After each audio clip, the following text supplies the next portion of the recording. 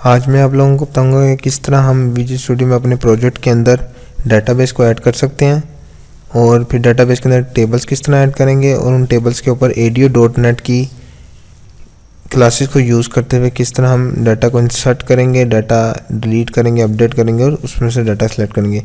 इसके लिए सबसे पहले हम सिंपल न्यू प्रोजेक्ट बनाएंगे।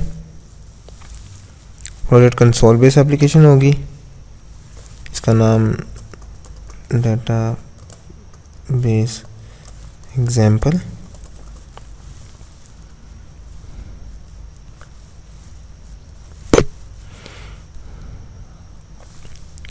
इसके बाद सॉल्यूशन एक्सप्लोर में जब मेरा प्रोजेक्ट नज़र आ रहा है डाटाबेस एग्जाम्पल, इस पर मैं राइट क्लिक करूँगा।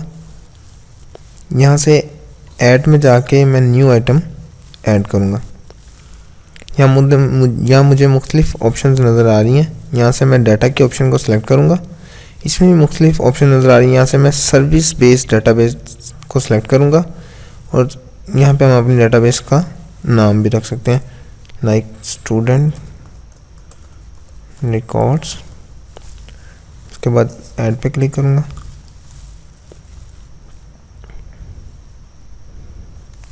यहाँ से डाटा सेट पे next,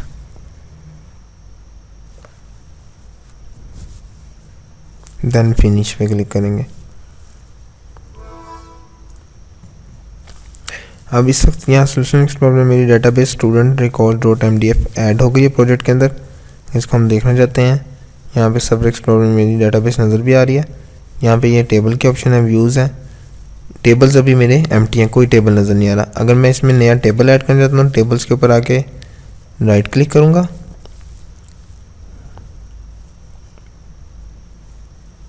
add new table.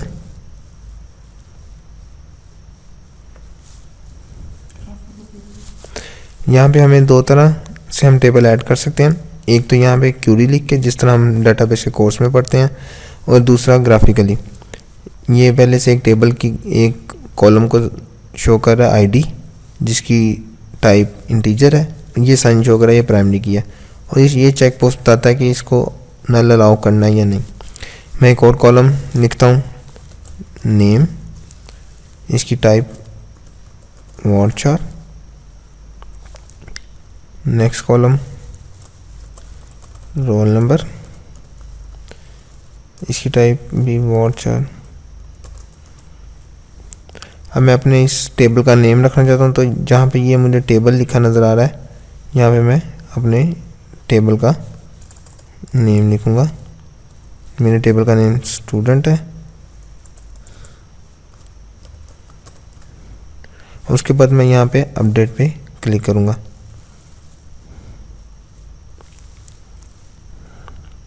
Then update database पे क्लिक करूँगा और अब मेरा टेबल मेरी डाटाबेस में ऐड हो गया। अगर हम देखना चाहें सर्वर एक्सप्लोरर में देखें, यहाँ पे भी शो नहीं हो रहा। मैं अपने टेबल को रिफ्रेश करूँगा। अब ये स्टूडेंट टाइप का टेबल शो हो रहा है, जिसके 3 एट्रीब्यूट हैं, आईडी, नेम और रोल नंबर। अगर हम चाहते हैं कि हमारा कोई भी कॉलम या आईडी जैसे इसके अंदर खुद ब खुद एक इंक्रीमेंट और ऑटो इंक्रीमेंट की प्रॉपर्टीज़ पे सेट करना चाहते हैं, तो ये भी हम कर सकते हैं इसके अंदर। यहाँ से इसके लिए हम आईडी के ऊपर राइट क्लिक करेंगे, आईडी की प्रॉपर्टीज़ में जाएंगे। हम आईडी के कॉलम पे राइट क्लिक करेंगे, इसकी प्रॉपर्टीज़ पे क्लिक करेंगे। ये मेरे पास इसकी प्रॉपर्टीज़, आईडी के कॉलम की प्रॉपर्टीज़ हो रही है। यहाँ पे एक ऑप्शन आती है आइडेंटिटी स्पेसिफिकेशन, जो इस वक्त हमें ये शो हो रही है, जो फॉल्स है। इसको हम यहाँ से ट्रू कर देंगे। इसमें 2 और ऑप्शन हैं, आइडेंटिटी इंक्रीमेंट और आइडेंटिटी सीड। इंक्रीमेंट बताता है कि हर दफ़ा जब नई रो ऐड हो तो आईडी के अंदर कितना इंक्रीमेंट हो के नेक्स्ट रो के ये सेट हो, और सीड बताता है कहाँ से स्टार्ट लेना है। हम इसको भी 1 रख रहे हैं। ट्रू करने के बाद हम यहाँ पे अपडेट पे दोबारा क्लिक करेंगे, अपडेट डाटाबेस पे क्लिक करेंगे। यूँ अब ये सर्वर एक्सप्लोरर के हम देख सकते हैं हमारा स्टूडेंट टाइप का टेबल ऐड हो गया, जिसका आईडी, नेम और रोल नंबर 3 कॉलम हैं। अब हम इस टेबल के अंदर ADO.NET की क्लासेस को यूज़ करते हुए डाटा को इंसर्ट करेंगे, अपडेट करेंगे, डिलीट करेंगे और सिलेक्ट करेंगे। अगर हम अपने प्रोग्राम में ADO.NET की क्लासेस को यूज़ करना चाहते हैं, उसके लिए हम using system dot data dot SQL client को ऊपर ऐड करेंगे। इसके बाद हमें सबसे पहले अपने डेटाबेस की कनेक्शन स्ट्रिंग चाहिए थी। अब कनेक्शन स्ट्रिंग हमें कहाँ से मिलेगी? कनेक्शन स्ट्रिंग चाहिए होती है जो हम अपने डेटाबेस की देंगे। उसके लिए हम यहाँ पे डेटाबेस पे जाके, ये हमारी डेटाबेस है, इसमें हम राइट क्लिक करेंगे, इसकी प्रॉपर्टीज़ में जाएंगे, यहाँ पे हमें ये कनेक्शन स्ट्रिंग नज़र आ रही है।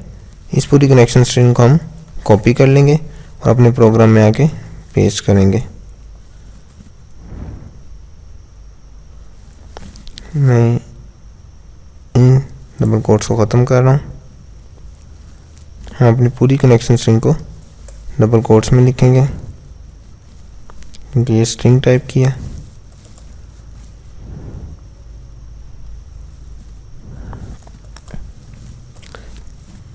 हमने यहाँ कनेक्शन स्ट्रिंग में बैक स्लैशेस भी यूज़ हो रही हैं, इसके लिए हम यहाँ पे पहले @ डाल देंगे। कनेक्शन स्ट्रिंग के बाद हमें एसक्यूएल कनेक्शन का एक ऑब्जेक्ट चाहिए होता है जिसको हम कनेक्शन स्ट्रिंग पास करेंगे। देन हम वो क्यूरी लिखेंगे जो डेटाबेस में टेबल के ऊपर हम करना चाहते हैं, जो स्ट्रिंग टाइप की क्यूरी होगी। सबसे पहले मैं अपने डेटाबेस में कुछ भी डाटा इंसर्ट करूंगा, उसके लिए मैं इंसर्ट की क्यूरी लिखूंगा। क्यूरी सेम वैसी ही होगी जैसे हमने डेटाबेस के कोर्स में पढ़ी है। इंसर्ट इनटू स्टूडेंट, स्टूडेंट मेरा टेबल का नेम है, और उसके बाद कॉलम नेम्स आ जाएंगे। एक नेम का कॉलम है और एक रोल नंबर का।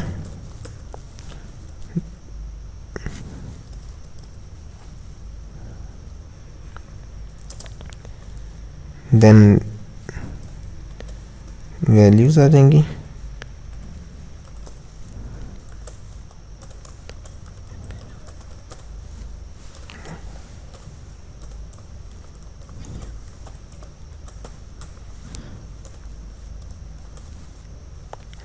मैंने क्यूरी लिख ली।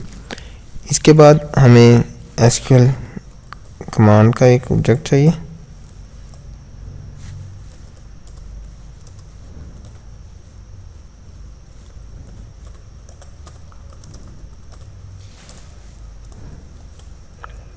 जिसको हम क्यूरी और कनेक्शन एसक्यूएल कनेक्शन का ऑब्जेक्ट पास करेंगे।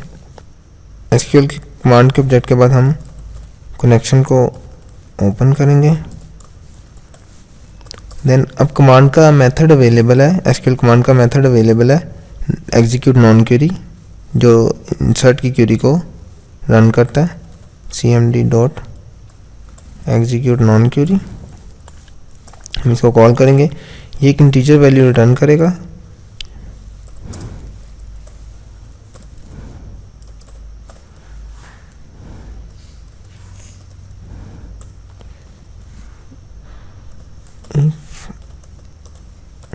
अगर इसमें 0 होगा तो इसका मतलब है कोई रो ऐड नहीं हुई, अदरवाइज ये नंबर ऑफ रोज जितनी डेटाबेस में ऐड हुई है वो रिटर्न करेगा। कंसोल पे प्रिंट करवा देंगे कंसोल डॉट हेडलाइन डाटा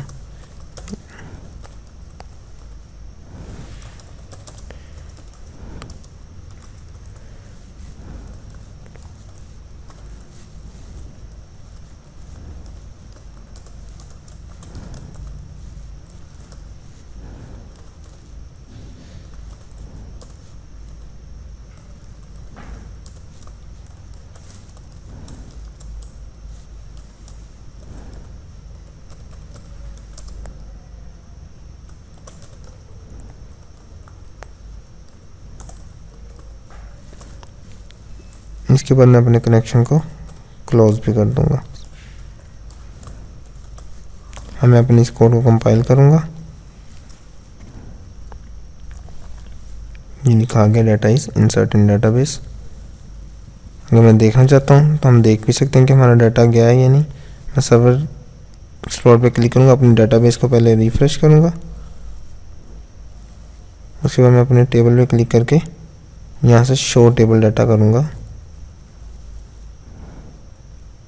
तो ये मुझे हमारा फर्स्ट डाटा मैंने नेम अब्दुल्ला और रोल नंबर दिया जो हमें डाटाबेस में नज़र आ रहा है। अगर हम दोबारा इसमें नेम को चेंज कर लेता हूँ मैं,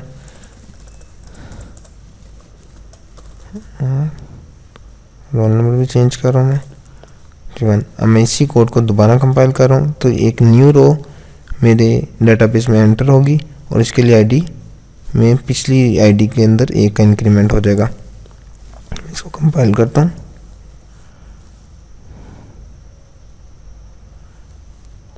डाटा इंसर्ट हो गया डाटाबेस के अंदर। अब अगर हम इसको देखें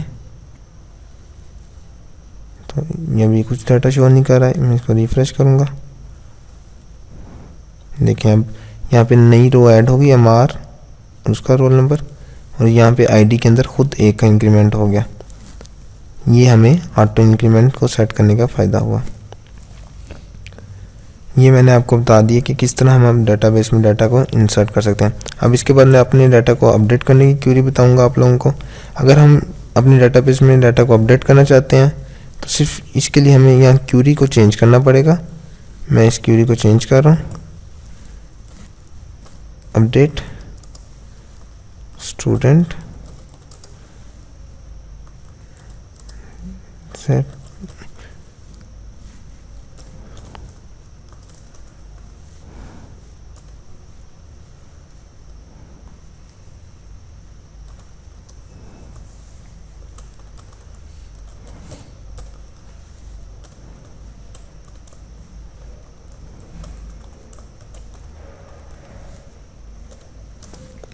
हम वेयर की क्लोज।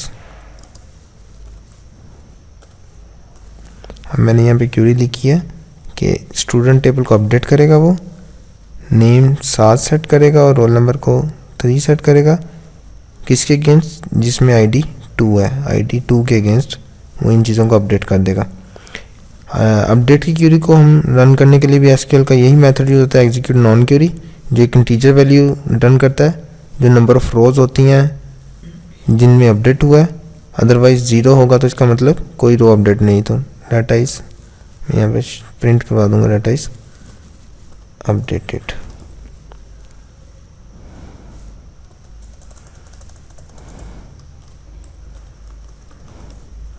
मैं अपने इस कोड को कंपाइल करूंगा।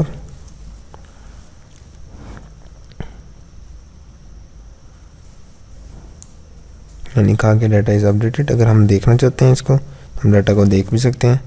ये मेरा डाटा है। मैं इसको दोबारा यहाँ से रिफ्रेश करूँगा। अब मेरे पास आईडी 2 के अगेंस्ट जो नेम आ रहा है वो 7 है और रोल नंबर भी चेंज हो गया। ये मैंने यूँ अपने डाटा को प्रोग्राम के अंदर अपडेट की क्वेरी को रन करके अपडेट कर दिया, चेंज कर दिया। इसी तरह हम अपने डाटा को डिलीट भी कर सकते हैं। उसके लिए भी सिर्फ क्वेरी चेंज करेंगे, बाकी मेथड्स सेम यही हैं। यहाँ पे मैं आपको एक दफ़ा डिलीट करके भी दिखा देता हूँ। डिलीट के लिए क्वेरी होगी delete from students where ID equal to 3 2। मैं डिलीट के लिए क्वेरी लिखी।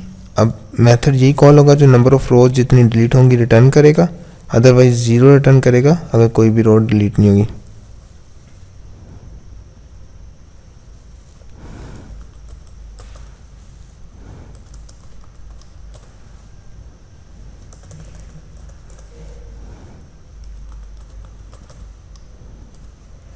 मैंने ये सिर्फ प्रिंटिंग को चेंज किया। मैं इसको एग्जीक्यूट करता हूँ।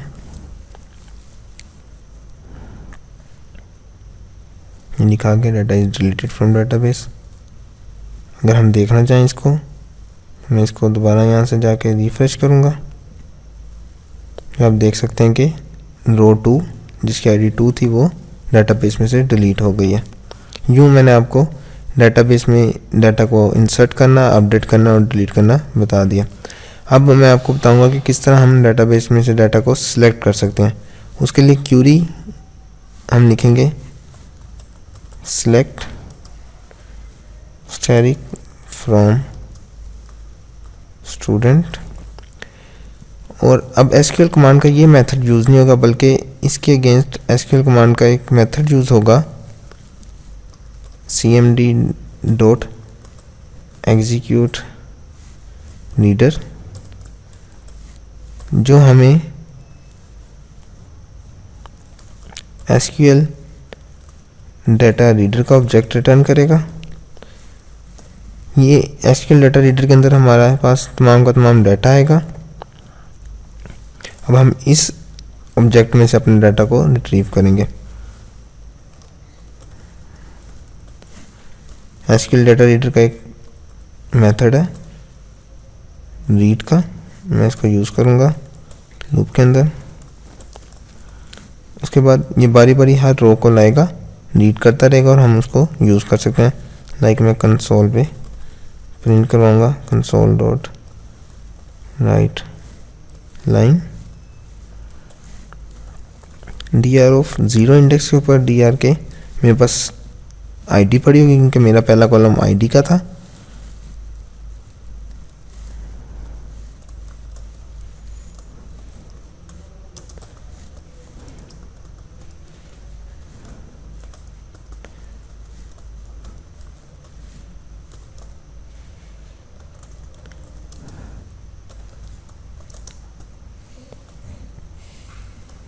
फर्स्ट इंडेक्स के ऊपर मेरे पास नेम होगा, क्योंकि मेरे पास सेकंड कॉलम नेम का था। और देन थर्ड इंडेक्स के ऊपर रोल नंबर।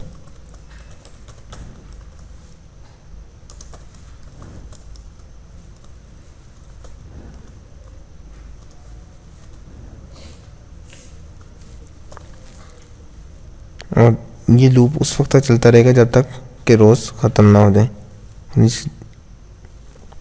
मैं इस अपने कोड को रन करूँगा।